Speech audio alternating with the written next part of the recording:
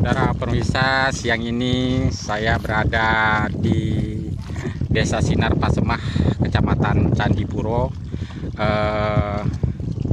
Kita lihat ini adalah lahan persawahan yang ada di Desa Sinar Pasemah, Candipuro yang terendam banjir akibat jebolnya tanggul Wai Ketibung yang ada di desa ini.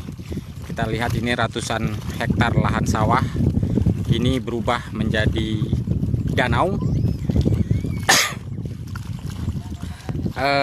Untuk saat ini lahan sawah di Desa Sinar Pasemah ini memang masih belum tanam, tapi sudah mulai melakukan semai para petani guna memasuki musim tanam rendeng.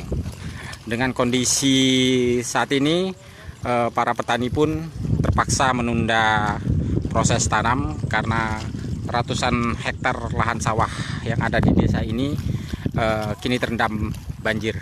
Bahkan ketinggian air diperkirakan mencapai 1,5 meter ini di lahan persawahan di Desa Sinar Pasemah ini. Inilah saudara kondisi sawah di Sinar Pasemah ini. Dari kejauhan terlihat bak danau.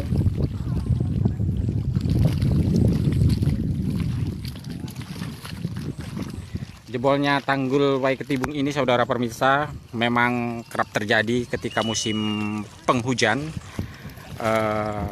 Beberapa kali tanggul yang jebol ini sempat diperbaiki oleh Balai Besar di Provinsi Lampung, tapi selalu setiap musim penghujan tanggul Wai Ketibung ini jebol dan luapan airnya menggenangi area pesawahan di wilayah Candipuro ini. Kita lihat di sisi lain ini, saudara pemirsa, warga mencoba mencari ikan di areal yang terendam banjir ini, karena memang di sini ada beberapa kolam warga yang turut terendam banjir.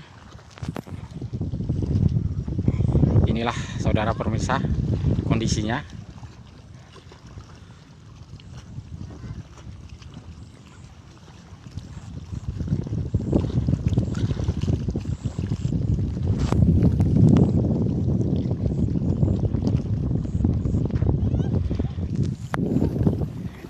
Demikianlah saudara pemirsa, saya Dedi Sutomo, Tribun Lampung melaporkan dari